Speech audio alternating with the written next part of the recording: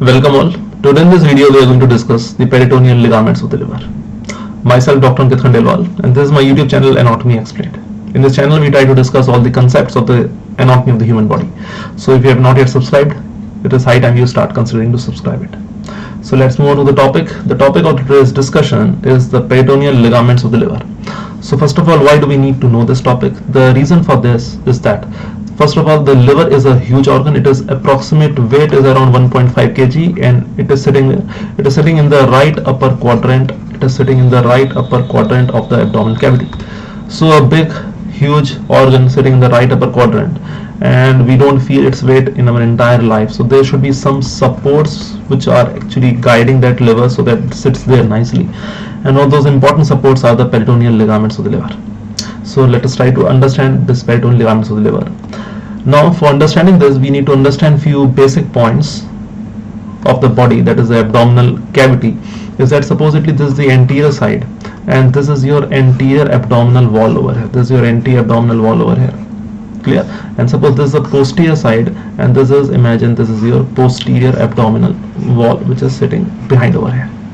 On the top of it, we know that between the thoracic cavity and the abdominal cavity, we have this diaphragm which is sitting over here, which also comes from in front like the coastal origins. Then you have this dome of the diaphragm which goes behind as into the lumbar vertebrae as your crus of diaphragm.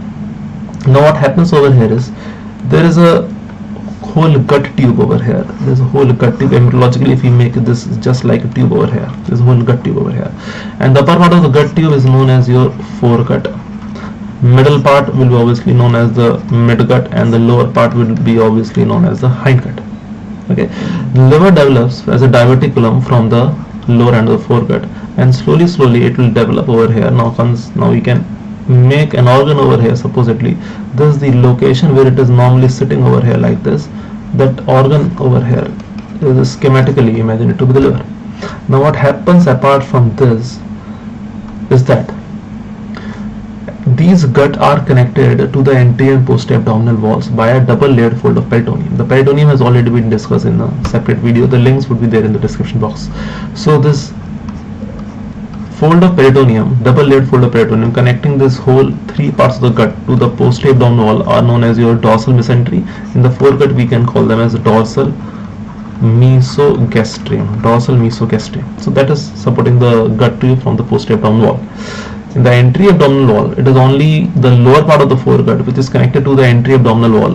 The reason for that connection, I guess if you have gone through the previous videos, you will go through it, that here is your umbilicus and the placenta, the umbilical cord embryologically, and from this umbilicus you have the left umbilical vein which is coming out, that is carrying the oxygenated blood to the embryo, and it is due to this connection that we have a ventral mesogastrium. So now let us consider this ventral mesogastrium. The ventral mesogastrium will be only present in the lower part of foregut, so it will again be a double layered fold of peritoneum which will go from that lower part of the foregut in front, because it is ultimate aim is to reach the anterior abdominal wall. Now as it is moving forward, it encounters this organ, that is liver. So it will attach onto the liver. It will obviously attach onto the liver, and its attachment, if you look from the anterior side, is like in the shape of J over here. The shape of J over here. So it is a double layered. Please remember there is a double layered. So its left leaf will attach over here, and then this left leaf, if I make it a different color, this left leaf, as it reaches over this point, it is reaching the liver from the posterior side. So it will actually reach this point, attach over here, and then it will be reflected as a peritoneal covering of the liver, or you can say the visceral peritoneum. It will reflect and it will move forward in the left direction. On the right side also, this is a double layered, so it will have a two layers. On the right leaf will actually attach over here, and it will go back, it will cover the liver, and it will come forward. So both of these attachments, double layered fold attachment of the lesser omentum into the posterior inferior surface of the liver, they go to the liver and then they diverge on the respective directions. They cover the liver and then they meet on the anterior side. On the anterior side you have this double layered fold of peritoneum which is known as a falciform ligament, because these are the where they are going to meet, and as they meet then they again converge and they go straight forward in the form of falciform ligament. Now this falciform ligament will actually attach this entire surface of the liver into the entire abdominal wall, which also includes your diaphragm. So let me tell you over here, just imagine this is the gut tube. From the gut tube we have this ventral mesogastrium going. It has to reach this entire abdominal wall, but as it was going, it encountered an organ, that is the liver. So it will contact with the posterior surface of the liver, then it will diverge, it will cover the liver from the right and left side, it will again come on the anterior part of the liver, then it will again meet over here as the falciform ligament, it will again move forward into the anterior abdominal wall. This is how the this double layered fold of peritoneum, which is over here known as the ventral mesogastrium. So this hole will be known as the ventral mesogastrium. This ventral mesogastrium, we can say, is divided by the liver into a posterior part that is known as your lesser omentum, and anterior part which is known as your falciform ligament, and between you have this visceral peritoneum covering the liver. So that is one support, one peritoneal ligament of the liver. Now understand, this is a huge organ, approximate weight around 1.4-1.5 kgs. So we need a support anterior posterior. We also need some support which is going in the vertical direction. Why? Because diaphragm is a mobile organ. Diaphragm all the time is moving when we respire. So obviously this diaphragm, as it is a part of the this abdominal wall, and as we have gone through the abdominal wall anatomy, the link of that will also be there in the description box below. The deepest layer of the abdominal wall is parietal peritoneum. So you have to imagine that this whole abdominal wall, anterior and posteriorly, inside they are covered by the parietal peritoneum. Let me take this color to write over here. They are covered inside everywhere by the parietal peritoneum. So this parietal peritoneum, as it reaches the diaphragm, under surface of diaphragm, not the upper but the under surface of diaphragm, it reflects onto the surface of the liver also. It reflects onto the surface of liver, both from the upper part as well as from the posterior part. It will reflect onto the surface of liver. By this folds, or by this peritoneal folds from the under surface of diaphragm onto the liver, it is supporting the liver from the superior direction, so that while there is movement in the diaphragm, the liver is not separated away, or it not falls away from the under surface of diaphragm. So this is one fold over here. This is just an idea that there is a fold which is covering the liver both from posteriorly in the sides and anteriorly, and also there are folds which is covering the liver, which is supporting the liver from the upper and the posterior parts. So these are two fundamental things which we need to understand. Why? Because it is a huge organ and its location is over here. Now let us go in one by one. What are the various main ligaments that we considered over here were, as it was coming from behind, there was the attachment of the lesser omentum, okay, in sequence wise. Then this lesser omentum, it became as a visceral peritoneum which is covering the liver from both the sides.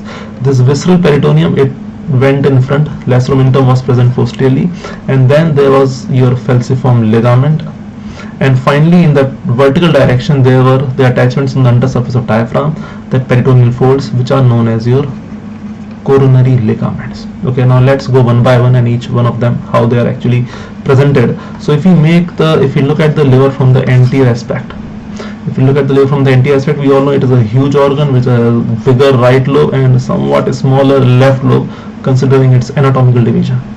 So we got this point that this was a location from behind, because liver actually is covering the stomach.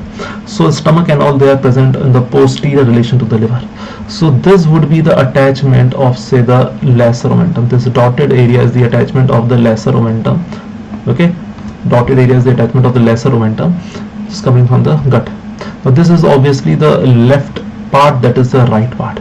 This left part will again go behind, that is the posterior surface of the liver. They will go behind in this direction, okay, and then they will start to come forward. They'll slightly meet over here. Same thing on the right side. If we take this different color, there from the right leaf of the lesser omentum will be going in this direction. Okay, it will come in forward, meet over here. And as these both meet, they are your falciform ligaments. These are your falciform ligaments which will actually go into the anterior abdominal wall. And this falciform ligament, as we discussed, it is carrying a very important vein. When we all were embryo, there was a left umbilical vein. Now in adults, that is known as your ligamentum teres, because it is now not a vein, it is actually obliterated, it becomes a ligament. Now here one more important point, clinical point I want to tell you. is that it is obliterated in half of the cases and it is closed in half of the cases. Now what does that mean? A closed means its lumen is closed. Obliterated means it is not having a lumen, it has totally been obliterated. Now in those people, around half of the people in which it is only closed, in them when there is a case of portal hypertension, then again this left umbilical vein, the ligamentum teres, may start to have blood inside it, or you can cannulate through it and you can reach the left branch of portal vein. So that is one applied of it.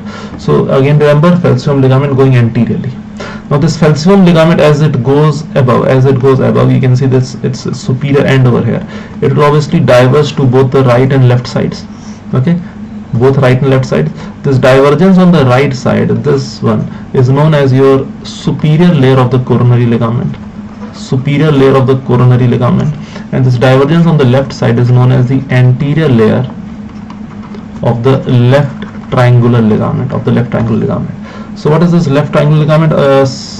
This anterior layer of the left triangular ligament is actually running on the superior border of the left lobe of liver, and it meets over here at a sharp end and it curves around here, and this apex is known as your left triangular ligament, and then it moves behind again, and this posterior layer will obviously now be known as your posterior layer of the left triangular ligament.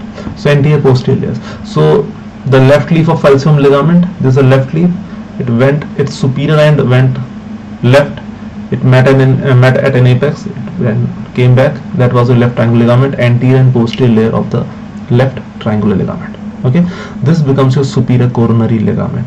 Remember, this whole surface over here, which I am making this black dots, this whole is covered by the peritoneum anteriorly.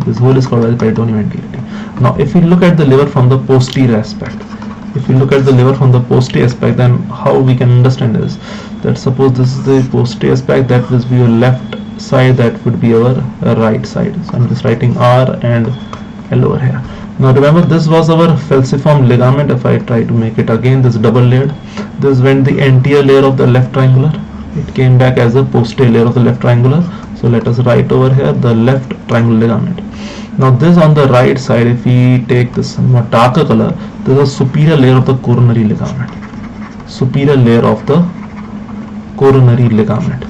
So it will going down like this, will meet at an apex over here, and then this is your inferior layer. This becomes your inferior layer of the coronary ligament. Okay, so what are these two? That try to understand this, as we just discussed, that this in the vertical direction, this whole liver anteriorly, posteriorly, superiorly is covered by diaphragm.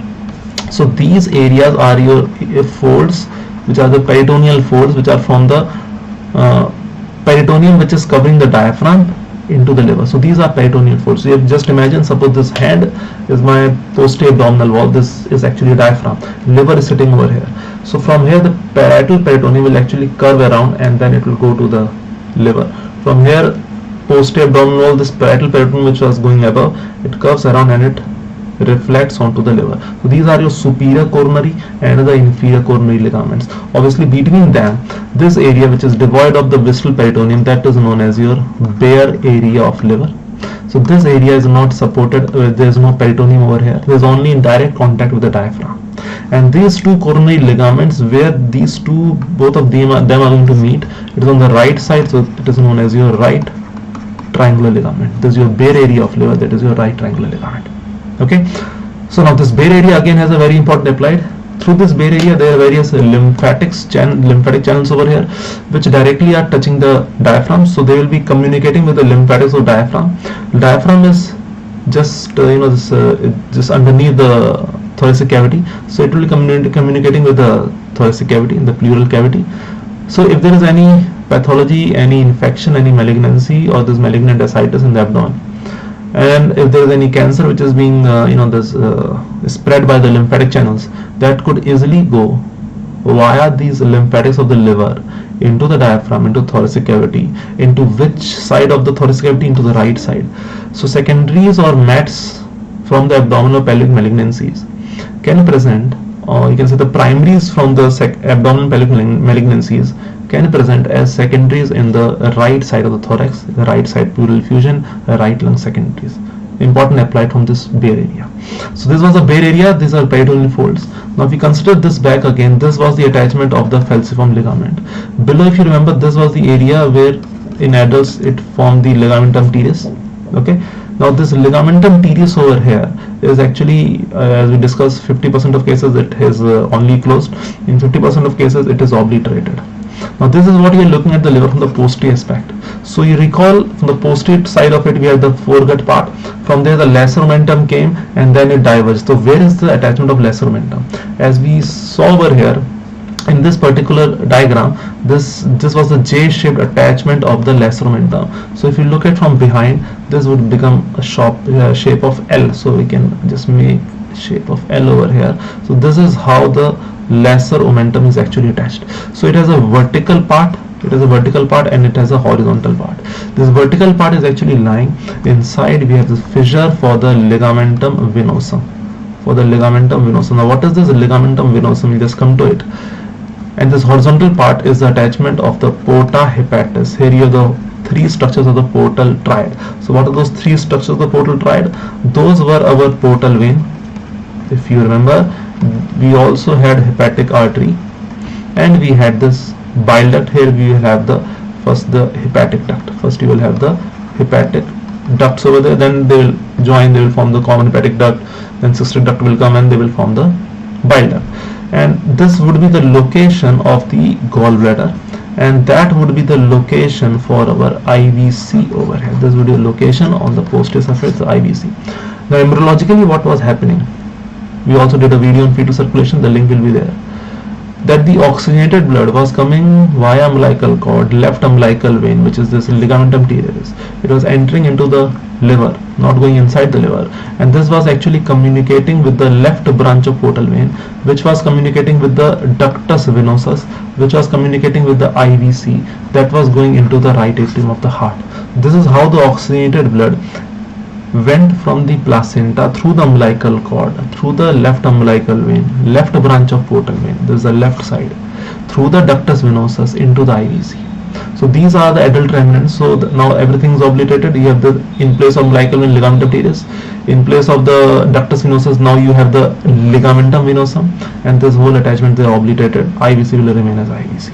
Okay, so this is your vertical and the horizontal part, and this is your ligamentum teres attachment over here. Now you have to imagine that this lesser omentum, if you still remember, this was our left leaf and that was the right leaf. So this left leaf of the attachment of the lesser omentum, you can see it is in continuation with the posterior layer of the left triangular ligament. So I repeat again, this left leaf of the attachment of lesser omentum is in continuation with the posterior layer of the left triangular ligament. This right leaf is actually continuing as a coronary ligament over here. There's a coronary ligament which is actually covering this IVC part. This is actually covering this IVC part. So again, imagine these are actually diverging in this direction. So let me use this highlighter over here. They came from behind and they actually diverge in both of these directions. They went on the sides and anteriorly they met at ligament falciform. They went anteriorly, and then this side they actually reflected from the undersurface of diaphragm. The space that was left was the bare area of the liver. Now you can understand that this area over here, now if you try to understand one more thing, this area of the liver is actually covered by the peritoneum. This is actually covered by the peritoneum. Okay, now this is a double layered fold because peritoneum is coming and then it is reflecting back into the dorsal or the posterior abdominal wall. And what are the retroperitoneal organs on the right side? Probably we have the right kidney. So this area is actually behind this two double layered fold of peritoneum. Behind this you have the right kidney as well as the right adrenal gland. So if you imagine over here that if you put your hand beneath the liver and if you go and slide your hand the posterior aspect of the liver, particularly in the right lobe, your hand will be stopped over here because here the peritoneal fold was going from the liver into the posterior abdominal wall. This was your attachment of the inferior layer of the coronary ligament. And what you are feeling over here behind this peritoneum would be this right kidney and the right adrenal gland. So you can also say that surgically this is used when we are mobilizing the liver. Then we can cut this right triangular ligament. We cut this right triangular ligament if we have to do any surgical thing, or if I want to explore the sides of the vena cava, then you can have to this cut this right triangle ligament. And if what about this left triangle ligament? This is cut when we have to go through the abdominal part of esophagus, because on the left side, if you look at the relations also, then this would be actually related to the esophagus and the stomach over here. So this left triangle ligament is cut, or it is cut and been mobilized to look deep to it, that is your abdominal part of the esophagus and all. Okay. Second thing is this left triangle ligament is very important for the stability of the left lobe of liver. So left lobe of liver, the stability, was again these are the peritoneal folds only. On the right side is huge bare area, so we talk on the coronary ligament, but on the left side also these are peritoneal ligaments. So this ligament over left triangular, again double layered, they are very important for the stability of the left lobe. On the right side they are for the stability of the right lobe, because this is a huge area, so we need more of it. So right lobe is a bigger area. So these are the superior inferior coronary ligaments. Coronary ligaments, coronary means a crown, so they are called as coronary ligaments particularly because these are the ligaments which are right at the most superior part of the abdominal cavity. So in that sense we can call them as the coronary ligaments of the liver. Okay, so these are your few attachments: the lasso omentum going around, falciform ligament, the coronary ligaments on the right lobe. On the left side you have the left triangular ligaments. Now consider why are these ligaments important, that we will start in the beginning, because to support the liver. Now what are the supporting structures, or what are the various supports of the liver? Now they are actually categorized into three varieties. Just go through them. The first one are known as the primary factors. Now the primary factors supporting the huge weight of liver are actually the attachment of the hepatic veins into the IVC, which was lying behind. Okay, and apart from this, there are these coronary ligaments which are also considered as a primary factor for the support of the liver. The secondary factors over here are all those viscera which are supporting the liver from below. So if you look at the figure over here, you have actually the kidneys over here, okay, slightly above also. If you go more into the vessel surface of the liver, you have this colon, that is the ascending colon, and the colic flexure over here. You have this let me use this highlighter over here. You have this attachment of the whole esophagus, the stomach over here, the duodenum, the first part of duodenum over here. So stomach, esophagus, the duodenum, the kidneys, the adrenals, then you have this as a colic flexure, they are all supporting the liver. So all these viscera, they form the secondary factors. The tertiary factors over here, are basically your falciform ligaments. Your falciform ligaments, there are also supports but not as important. So yes, but they are the supports. They are connecting the liver from the anterior end. Remember, falciform ligament was basically meant for the passage of the left umbilical vein in the embryonic life. Therefore, it is as a support but not as a very major support. Okay, so this is all the coverings of liver. Here let me add one last thing, that this double layered fold of peritoneum, this actually space is known as your Morrison pouch. This is known as your Morrison pouch or the hepatorenal pouch. So as I was discussing over here, if you put your hands over here, and your hands will be actually, the hands can't go above this. So here the peritoneum was actually folding. This whole space below and behind the liver on the right side, that is your Morrison pouch, or also known as the hepatorenal pouch. Why? Because anterior you have the liver and posterior to it you have the right kidney. So that space over there, which we also discussed while doing the peritoneal cavities also. So links of those I will put them in the description box below. So these are all your coverings of the liver, how the liver is supported, and a little bit of hematology also. So that's all guys. So if you like the video, don't forget to press on the like button and try to share this, and any topics else you want, you can write in the comment box. And if you have not yet subscribed, you can actually subscribe this channel, that is Anatomy Explained.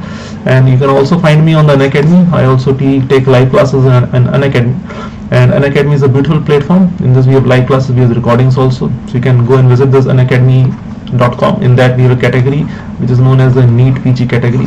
You can follow my name over there. My name is Dr. Ankit Khandelwal, and you will see a lot of classes. So some are free classes that you can just have a look. For others, you may take subscription, and if you want to take subscription, you want to have exclusively all the classes, you can use this code over here to get 10% off on the subscriptions.